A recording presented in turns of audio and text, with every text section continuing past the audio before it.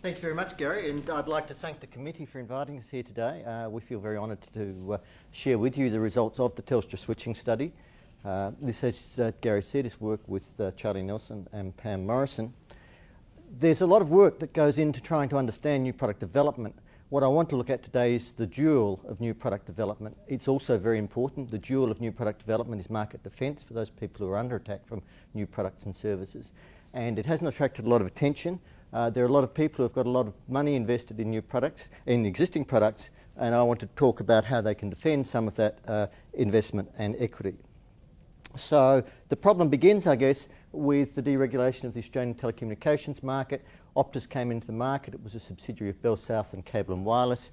And as Optus came into the market, Telstra had the problem as to how it tried to defend both its margin and its market share. To help us understand what that really meant for Telstra, I'd like to cross to Group Manager of Market Analysis of Telstra, Gail Thompson, who's going to talk about what Telstra felt the problems in facing that challenge were. Gail, you were Group Manager of Market Analysis at the time of Optus's entry into Australia. Could you give us some background about the market environment in which the Telstra switching study took place? Yes, Rob. Well, we knew that Optus was planning to enter the market, and we also knew that they were going to be a very formidable competitor because they are a subsidiary of Bell South in the United States and Cable and Wireless from the UK. And we decided that what we needed was an accurate, focused and diagnostic tool to calibrate the dynamic market response to Optus actions and possible countermeasures that Telstra could take. John Roberts and Charlie Nelson proposed a method that involved a framework of qualitative research, quant research and modelling work. How were the forecast and response functions that came from the study going to be used? They were used in two key areas by two major groups. The first one was the marketing group, and they were responsible for adaptive and defensive decisions relating to issues like pricing, positioning, communication strategies and targeting. And the purpose there was to minimise share loss and to reduce the rate of potential share loss, particularly in areas where we could do, or where the least damage would be done to Telstra. The other key area of use was with the strategy groups, and the sorts of issues that they were looking at was managing the network dimensioning, managing resourcing and making decisions in relation to the financials. Was the work successful? And if so, in what ways? From my perspective, it was very successful. Not only was it accurate in estimating the share loss and calibrating Telstra's response, it was also linked to the customer database, to our monthly polling and to our decision support system interface. But a big area of success was also in its role in cultural change, that we needed quite a significant cultural change from the old monopoly environment to the fully competitive environment. And the switching study played an important role in that as a disciplined, measurement-based tool of facilitating that cultural change. So lest anyone think that this is a problem whose time has passed, the spring 2003 issue of McKinsey Quarterly had an article entitled A Helpline for European Telcos, the subline of which was incumbents must adapt their organisations and acquire new skills to win the war against their new attackers. So this is still a fairly substantial problem. The problem as to how to defend your market share. If we think as to what that means for a telecommunications company in terms of what it's got to do, the information challenges for telecom were of two sorts. They were firstly diagnostic. In other words, how can we understand what's going to drive our share loss? And by understanding what's going to drive our share loss, we can help to control that share loss. That diagnostic information was of three kinds. Firstly, with respect to pricing, pricing levels, pricing formats, and route-by-route pricing. Secondly, with respect to customer interface, and by customer interface, I'm including all advertising and communications, as well as customer service. And thirdly, by account. How can we make sure that we don't lose what Dennis Gench might call the valuable vulnerables? They were the diagnostic problems, which was how do we actually control the share loss. The prognostic problems also existed. In other words, how do we work out what's going to happen? And in terms of the prognostic use of this information, there are basically, this company was spending about $4 billion a year US on capital works. It had to work out its capital works program. It had to work out, given what was the most likely to happen in this market, what would happen to share so that its network planning could be put in place, so that its manpower planning could be put in place, and so that its financial planning could be put in place. So they were the managerial needs. If we were to translate those into marketing science speak, the 4 challenges that faced Telstra at the time were how much share would Optus get? The second challenge that faced them were how quickly would it get that share? The third challenge that faced Telstra at the time was how would the share that they got vary as a function of, for example, Optus's strategies. So as Optus increased its price discount, obviously you'd expect its share to go up. And lastly, how would that share change and the rate at which that share changed as a result of Telstra's response? So, for example, if we look at Telstra's price service levels, if it improved its service levels, then we would expect that to change. So translating the management problem into the marketing science problem, that was really the issue that we faced from a marketing science perspective.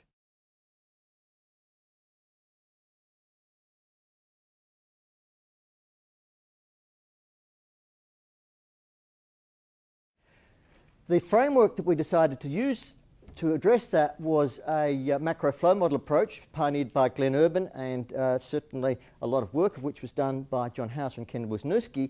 We kind of like it. We like the sort of semi-Markov or macro flow model approach because it's got 3 elements. It's got the element of what are the behavioural states through which consumers will flow. That gave us a lot of flexibility in understanding the different phenomena in the marketplace. So the first element was the behavioural states, which let us actually customise what we were doing to the telephone company. The second element to this is, given the behavioural states, how many people will flow in equilibrium between one state and another, the flow levels. We liked that because that enabled us to tie in the work we were doing to discrete choice analysis and use Logit modelling. And then the third element was, given this number of people are going to flow in this direction and this number of people are going to flow in this direction, the third element was how quickly will they flow? And again, this was a very nice element because this enabled us to use diffusion models to actually calculate the flow rates between one state and another. So we were actually able to marry discrete choice theory with diffusion models to actually calibrate the different flow between these states. If we look at the specific model we actually used 2 models in Urban and Koresh's evolutionary model building sense. We used a base model and we used a detailed model. If we look at the detailed model, in the detailed model, everyone started off as a pre-launch customer. So we have everyone up there in the top left-hand box. People, however, would flow either to considering the new entrant Optus or staying loyal to Telstra. Of those people who considered the new entrant, some of them would try the new entrant, some would do nothing about it. We called those a evaluation loss, and they would stay loyal to Telstra. Of the people who tried the new entrant, some would become loyal to the new entrant, and some would switch backwards and forwards between the two. So that was in the behavioural states. The flow levels we modelled using Logit models, and the flow rates we modelled using diffusion models. So that was the model. Given we've now got a model, the challenge now, of course, is how do you calibrate this? And in particular, how do you calibrate this 3 months before the new entrant is even on the horizon?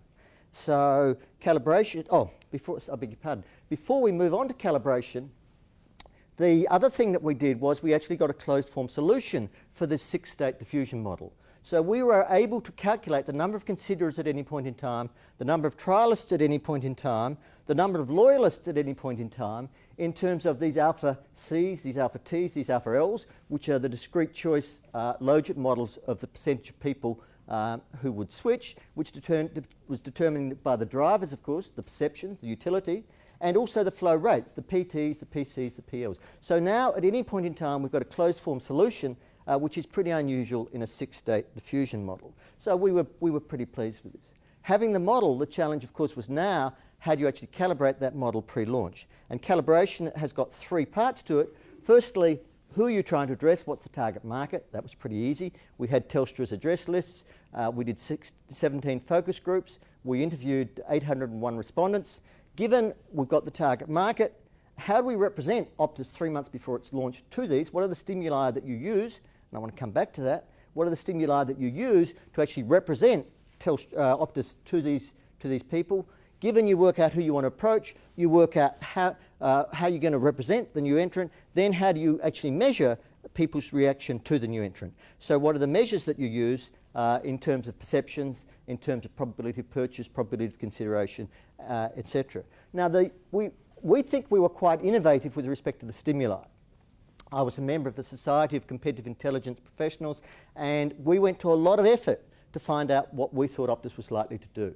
So one of the things that we did was we looked at every Optus advertisement for job advertisements. And you can see this one talks about, at the top in dark black, you can see this advertisement talks about what Optus is going to be like in terms of service leadership. We looked at all of the executives that Optus had hired, what they'd done in the past, what their philosophies were, and based on this, we got our advertising agency, George Patterson's, to actually form advertisements for Optus. So this is a typical advertisement that we got our advertising agency to design for Optus. No hassles, nothing to do, just one for Optus today and save, save, save. As a matter of interest, the advertising agency then went out and pitched for the Optus account and got it. You can question the ethics of that, but that's what happened. But I want you to remember that no hassles, just save, save, save, because clearly how well we can forecast is going to be a function of how well we can predict the actions of Optus. So we needed to know Optus's positioning, and we needed to know Optus's pricing. We were very lucky with Optus's pricing. We actually found out all of the pricing that Optus was likely to charge, the pricing formats, the pricing levels. Obviously, perfectly legally and ethically, we found out this information. And so we knew Optus's positioning and we knew Optus's pricing. Once we had the model, we had the stimulus, we went out, we conducted our market research, and we started to calibrate the model. In terms of calibrating the model has got, I guess, three parts to it. The first part is what are the perceptions, what are the drivers, what are the beliefs that people are going to have about Optus, about Telstra, and about the process of switching. And so we had 23 attributes on which we measured consumers' perceptions on those. Not a lot of news there, so I won't talk about it. The second thing is, what are the flow levels? How many people will flow to consideration or not consideration, to trial, not trial, etc. So what are the flow levels? And then, more importantly, what determines those flow levels?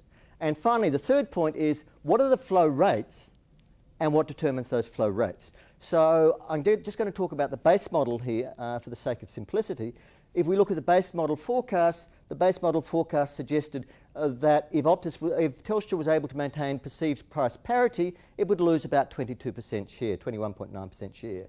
If it was perceived to have a price disadvantage of about 5%, it would lose about 32.7% market share. So they were the levels under what we called the core planning scenarios that Telstra was using. More interestingly, though, that's the prognosis. More interesting is the diagnosis, which is what's driving those levels. And if we look at what's driving those levels, you can see the various typical things that you'd expect. Prices are driving those levels, perceptions are driving those levels, etc. What's interesting is in the light blue highlight, you can see that the price sensitivity of Optus plans is actually higher than the price sensitivity of Telstra plans. This was pretty interesting to management. In other words, you get in a price war, consumers will value a price cut from Optus, the new entrant, more than they will value a price cut from you. And that's quite intuitive if you think about it. People attribute a price cut from Optus to, in fact, hey, these guys are actually bringing competition. People are attributing a price cut from Telstra as these bastards just had to do it and now they're doing it. So we learnt quite a lot from the flow levels and then the determinants of the flow level. Diffusion models which are implemented pre-launch, the biggest problem they have is not equilibrium share. The biggest problem they have is the rate at which diffusion occurs. Generally, managers tend to use management judgment to estimate flow rates or analogy. We were very lucky. We had an analogous market, the US market, where MCI had come in and attacked AT&T.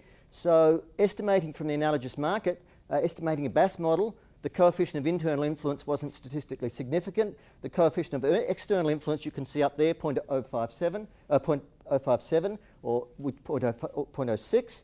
But we also asked respondents, how long do you think it's going to take for you to make a decision? And so we were actually able to estimate the flow rate based on consumer response. And to the best of my knowledge, no one else has actually done this before. Quite interestingly, we got exactly the same number as we did for the using analogous data. But the beauty of asking people about how long it'll take them is we now know what's associated with fast adoption and with slow adoption. So asking people how long it'll take them to adopt, we can now actually work out not what's just driving the levels of adoption, but driving the rates of adoption. And if we look at the rates of adoption, you can see, for example, Telstra is not responsive to my need, leads to a short time of adoption. Using Optus might be risky, leads to a long time of adoption. Saving money would be the only reason to use Optus, leads to a long time of adoption. In other words, those people who are just in it for the money, they'll get the money anyway. There's no hurry. And so that was actually pretty interesting to Telstra. So we calibrated the model, the flow levels, the drivers of the flow levels, the flow rates, and the drivers of the flow rates. Having done that, the challenge then was to implement this model. And Anna Karluka, the market research manager, will talk about that.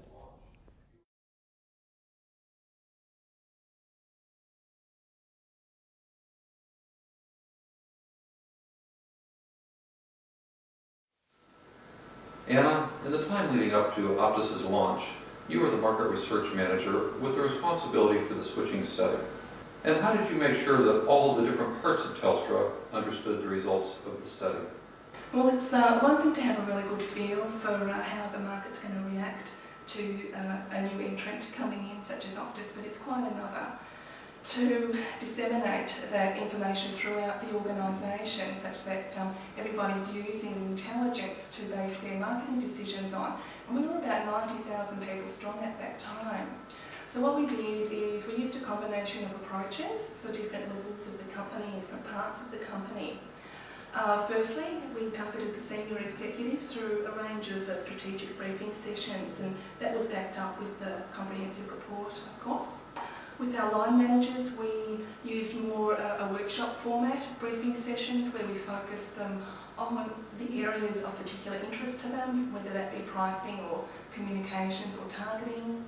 And with our market analysts, what we did there was we had Charlie Nelson develop a decision support aid, which were able to is to evaluate the possible strategies that were available. So we had 90,000 people, many of whom had to understand the results of this study. The customer-facing staff, for example, the CEO was deeply involved in the study. We're going to hear from his two top reports in charge of strategy and marketing. We had a lot of people who had to use this study, and we used CEO briefings, we used workshops, we used reports, we used a decision support aid, where this decision support aid, people could play with what happens to the share if you change Optus's perceived discount, if you change the perceptual variables, if there are pricing plans. We had a decision support aid, and so one of the things that we're quite proud of about this application is firstly the breadth, the fact that we're looking at all of these action-oriented people in the firm, the pricing people, the communications people, and also the planning people, the network planners, etc., but also the depth. We went a long way to embed this in the culture of the organisation. Let's have a look at some of the impact of implementing that in the organisation, and I'd like to turn to Phil Burley, who was Manager of Market Information of Telstra at the time. Actually, sorry, before I do, let me just talk about the top management. These are people not associated with the team. The two I see of Telstra, the group managing director, Graham Ward, in charge of strategy. The benefits of accurate forecasting are clearly of multi-million-dollar value to Telstra. The marketing group managing director marketing, Charlie Zoy. This is the single most influential piece of market research this organisation has undertaken. Telstra used to spend over $10 million a year on its market research, so 10 million US. That was reasonably impressive, I think. And down at line management, the manager of corporate communications, this research was absolutely critical in directing our advertising copy and focusing telemarketing. So let's hear Phil Burley, the group manager of customer analysis, talk about how it was influential in doing that. Phil, at the time of the switching study, you were group manager of market information. Could you describe how the study was actually used within Telstra? Yes, Rob. The study was used by both Telstra's business units and its corporate marketing group. And it was used in three main areas. One, to support our pricing policy. Two, to determine the key messages and communications that Telstra needed to get to the market. And three, to support Telstra's direct marketing activities such as telemarketing. Expanding on the pricing area, the pricing policy. Within Telstra at the time, there were a number of people who were suggesting Telstra needed to follow a very aggressive pricing policy to protect market share. And the regulatory environment at the time required Telstra to reduce its prices by the cost of living minus 5.5%. So that meant prices were going to come down to some extent anyway. What the switching study enabled us to do was to target our price reductions to where they would give us the most effect, rather than introducing broad brush across the board price reductions. Did those initiatives save Telstra money? Yes, they did. It's always hard to ascribe the saving to any one initiative when you've undertaken a number of initiatives at the same time. But the switching study was a key part, or a key component of those initiatives to help Telstra optimise its price response and protect market share. Now, the exact figures in terms of the size of the market, how much money was saved and so forth, are confidential within the company. But a broad estimate was that over the time of all these competitive activities, the preselection activities and so forth, Telstra probably saved in excess of $100 million US in the long distance market. To help get an idea of the quantums involved, 1 percentage point in the long distance market was worth $10 million US at the time. And when the pre-selection ballots were over in Australia, Telstra had lost less than 20% of the long distance market, which by world standards at the time, other telephone companies who were encountering competition, was a very good result. So $1 billion market, and one of the things that we were able to do was totally focus Telstra's pricing to areas where it would be most effective. We were able to do a number of things with respect to other areas too. If we try and summarise the results that we were able to quantify of those, these are based on Telstra internal data. We didn't have those when we put this in. We were told that we ought to try and get them. We did get them. So Telstra internally, we calculated they saved about $100 million US. In fact, you saw Phil Burley say they saved over that, and the number is actually quite a lot higher, just with respect to their pricing. That's diagnostic. Prognostic, they saved over $16 million just on network planning. That gives you $116 million US that they saved. The research cost $300,000. But this doesn't count the benefits like more focused advertising, like improved targeting and telemarketing, like manpower and budgeting, like a more competitive culture. And I just want to show you some of the softer ways in which Telstra changed its marketing actions to reflect what we found in the switching study. It's wonderful just to look at raw data. As marketing scientists, we always run into the problem that we want to analyse stuff to death. Just doing a crosstab of those people who had problems with Telstra's billing and those people who were dissatisfied showed us that billing was a major problem with Telstra. We were able to work out the effect on market share if we could improve those perceptions using the model, and Telstra totally redesigned its bill, and as you can see from that, they totally started explaining why they were charging consumers what they were charging to the consumer. That's in terms of service support. If we look at advertising copy, for example, Telstra suddenly began to realise that in fact its service presence was in fact very valuable. Optus was a telephone company without telephones. They were only providing toll services, and Telstra started using its physical presence to actually get members of the community co-opted, and so they arranged things like these exchange visits. Probably the most interesting and exciting and insightful part of the Telstra study switching study, was in fact that we found out that non-comparability of price was an amazing driver of retention. People who didn't know who was the cheapest actually tended to be very, very strongly in favour of Telstra. So if the answer to who's cheaper was it depends, then we were much more likely to hold on to that consumer. Based on those data, we made sure that there was always a route, always a time of day where Telstra was in fact cheaper than Optus. And so to ensure that you couldn't just say, hey, Optus is always cheaper, we had advertisements like this advertisement, which meant, you know, there's always a time of day. We were always going to be more expensive on average, but there's always a time of day, or there's always a route when in fact you'll be better off using Optus. This non-comparability of price, in fact, is still an interesting issue. I was quite interested to read Choice magazine, for example. Choice magazine says it can't recommend either of the carriers for best value. Choice is the Australian equivalent of Consumer Reports. Although Optus was cheaper most of the time, Telstra's flexi plans could work out cheaper for most people. It depends on individual calling patterns. This moves the focus away from price onto service. This battle still continues. If you look at the Financial Times of last week, you can see that British Telecom here is fighting against Carphone Warehouse, which is trying to say we're cheaper, and in fact British Telecom says, no, it depends. British Telecoms is actually trying to make sure that there's always some benefit in using British Telecoms in some situations. So we learned quite a lot about the switching study and about the response to them. That's the diagnostic stuff. Let's have a little look at the prognostic stuff. Prognostically, in other words, with respect to forecasting, it depends on how good your stimuli are. Well, you remember our trial advertisement said, use Optus, dial 1 and save, save, save. The advertisements that Optus actually used were very similar to that, as you can see. Not surprising, since they actually pinched our advertising agency. That meant we got the prices right, we got the positioning right, and the forecasts were in fact pretty good. If you look at the month-by-month forecast at the base level, you can see after 6 months, we forecast they would lose 8.8% share, and they lost 8.8% share. We were never out by up to 1%, and the base model was very, very accurate. If you look at how accurate we were by state, you can see that we got trial. We were slightly wrong with trial. More people tried than we expected. Almost 2% more people tried than we expected. But we were actually also a little bit low with respect to loyalty. So again, with the detailed model, we were pretty right on. So here we had the diagnostic information and the prognostic information, it was really actually a very successful study within Telstra. So successful within Telstra that, in fact, Telstra got us to apply it in a business-to-business market as well as a consumer market with their business toll call market, in a global market with respect to their international business, in their cell phone market.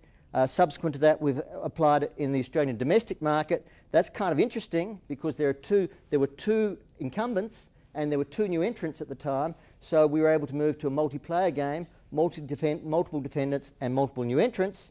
And internationally, we've also advised the telecommunications authorities of Thailand, Singapore, and one of the Canadian subsidiaries.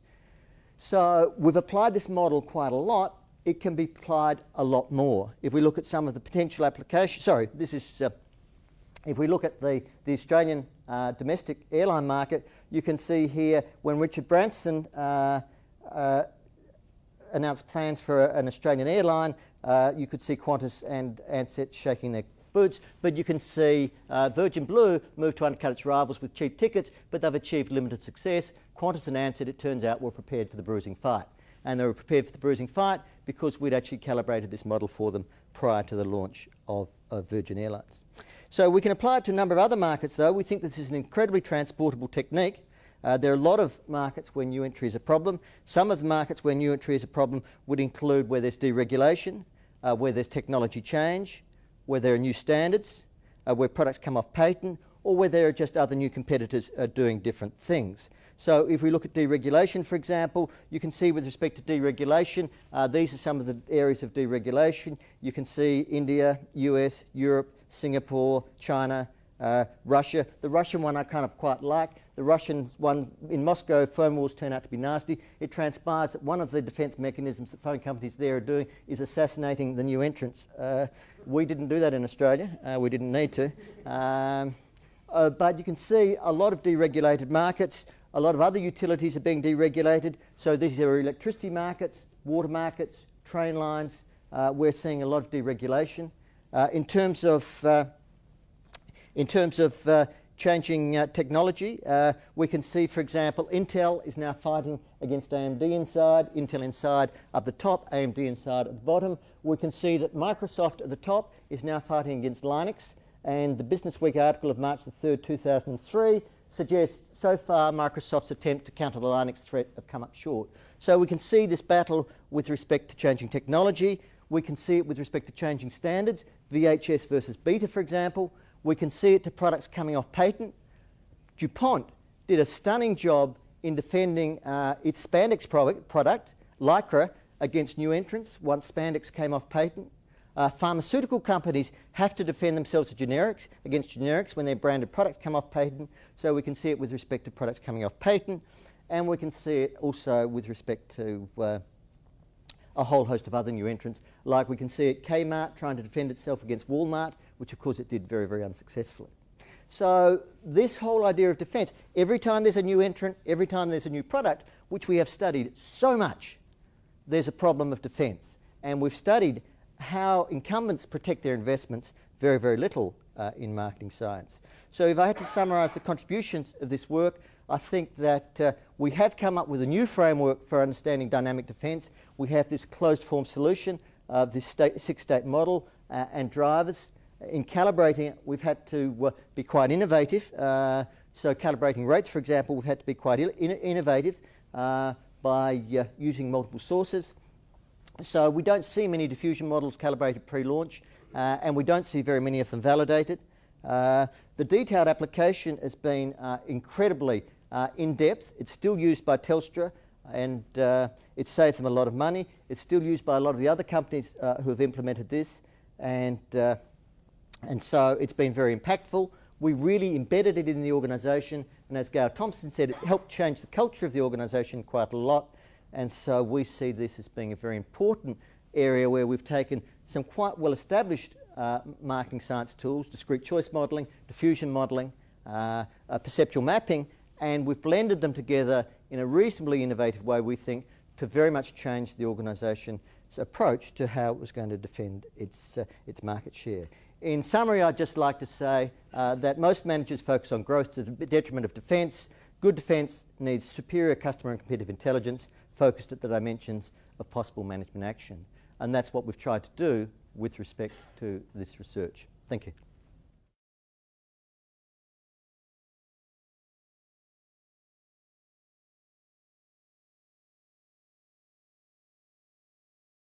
G'day.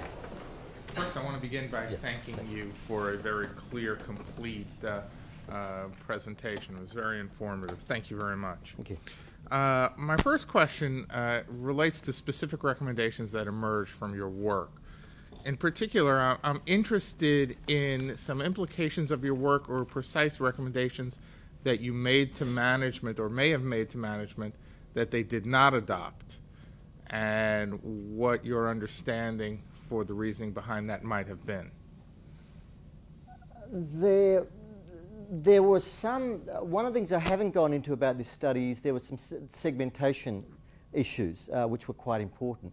And so if you want to, as I say, very much like Dennis Gench's ABB work, if you want to divide up customers into those customers who are valuable and those customers who are not valuable, those customers who are vulnerable and those customers who are not vulnerable, then we were clearly going to lose market share. And what was actually very important was we lost the right market share. So I was actually quite keen to do some work to get rid of the not valuable vulnerables and to even start trying to make some of the not valuable not vulnerables to try and make them vulnerable. In other words, to be nastier to them in some senses. Because we were going to lose the share. The government needed Optus to succeed. And so to some extent, a lot of the challenge was losing the right share. And I personally would have been a little bit more aggressive, in writing, dear Mr. Smith, you've been a very valuable customer of ours for the last 20 years. You probably understand competition's coming along. If you feel a need to change, here's Optus's telephone number. So I would have actually been a little bit more aggressive in terms of trying to shed some of the not valuable, not vulnerables. That was one recommendation we made, which Telstra didn't think as though they could legitimately, politically implement. But other than that, by and large, they were pretty pleased about this. So to give you an example,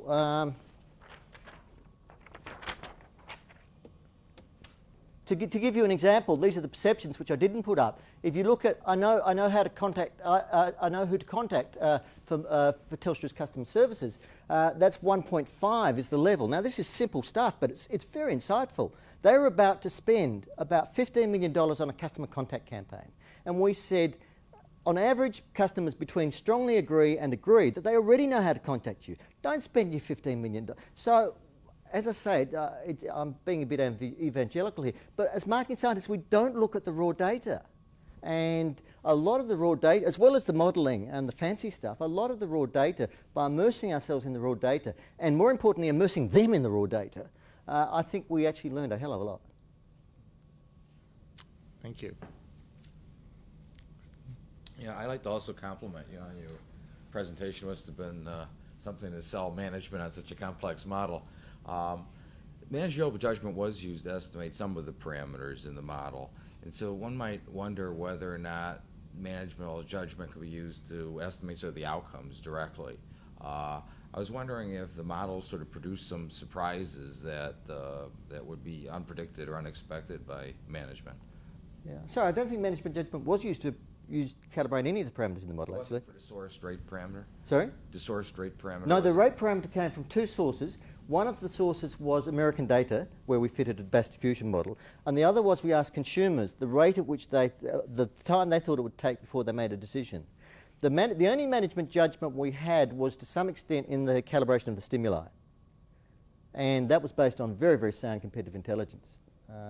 But that doesn't belie your question, which is your question basically is, were there any surprises? And there were a lot of surprises. There were surprises in the drivers, like these perceptions. There were surprises in the rates. So when we looked at the rate parameters, it was quite an insight that the people whose saving money would be the only reason to use Optus actually slowed people down. That was quite counterintuitive to us originally, but it makes sense. You know, if I think I'm going to save money, I'll make money if I do it tomorrow. There's no hurry to make this money. And so, to some extent, there were a lot of managers within Telstra who were falling over themselves to be macho with respect to price. And they totally overestimated the brand price elasticity. They knew the category price elasticity well because they'd actually played with. They totally overestimated the brand price elasticity. And that was the area of major savings. That's how we actually really saved them 100 million US, because there were all these people with their swords out who were saying, we've just got to slash these prices. And in fact, they didn't have to slash those prices. And in fact, they could do it with the don't knows. They could do it in much more intelligent and fine ways. And so the price elasticities were to some extent a surprise to management too. I was wondering about the specific findings and the recommendations that came from them, and in particular, I was wondering whether you needed this kind of modeling approach to obtain them.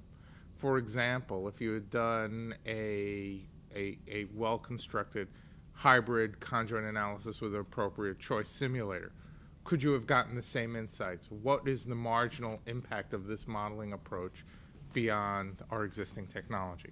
I think that's a really good question. I think that it really does. There really is a cost-benefit trade-off in all of these marketing science applications.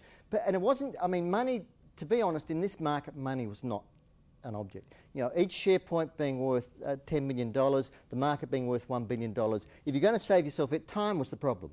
We had to do all of this prior to launch in time for Telstra to get its defence into order. And we had to get it through the organisation. We had 90,000 people, not all of whom who needed to know about it, but many thousands needed to know about the results of this. Many thousands needed to know about the results of this study. So I think you're right. There is a real cost-benefit, complexity versus time and money trade-off.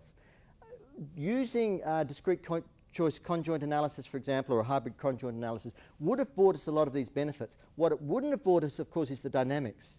And as we saw from the very nice Gold on TELUS paper, the dynamics, in fact, I think, disguise a lot of what's going on. So if you suddenly find, hey, we're not losing share, you might actually feel pretty complacent. But to understand the drivers of both loss levels and loss rates, you do need to combine, I think, the diffusion approach with the choice approach. We didn't think it cost us too much, actually, to have a fairly rigorous framework with which to do it. I mean, we needed from a managerial level, we needed the discrete choice and we needed the dynamics, and we believed that, in fact, the rigour would improve the reliability of our results. Thank you. Well, sort of following up on that, then, what were sort of the different implications we would get by considering the dynamics versus just doing what would be best in the long run? Would it be a timing of when you do the marketing actions? The dynamic benefits are twofold. Firstly, you've got to just not slow the equilibrium level. You've got to slow the equilibrium rate as well. So when AT&T, for example, advertised, if one of our competitors rings you up, by which they meant MCI, make sure you get it in writing. That was actually targeted at slowing the rate of take-up of MCI. So actually, one of the things we've thought about a lot in marketing is how we decrease our competitors' market share. One of the nice things about this pre-launch calibration and getting the consumer response is we understood the drivers of rate. And Telstra did quite a lot to actually try and slow the rate down, because even although you may say you're just buying time, the market changes. And there's some real advantages, not just the net present value of maintaining revenue streams. But there are some real advantages in slowing the rate down as well. So I think we actually got quite a lot of benefits from understanding the rates in terms of marketing action. But in terms of forecasting, if you think about it, if you don't understand the rate at which people are developing, you can imagine managers in Telstra who thought, we're not going to lose share, would have looked at this and said, we didn't think we were going to lose share, we haven't. Well, that's because these things actually happen a little bit damn slower than, in fact, you might give them credit for. So you need to also understand the rate for diagnostic purposes to work out, hey, where are, for tracking purposes, monitoring and control.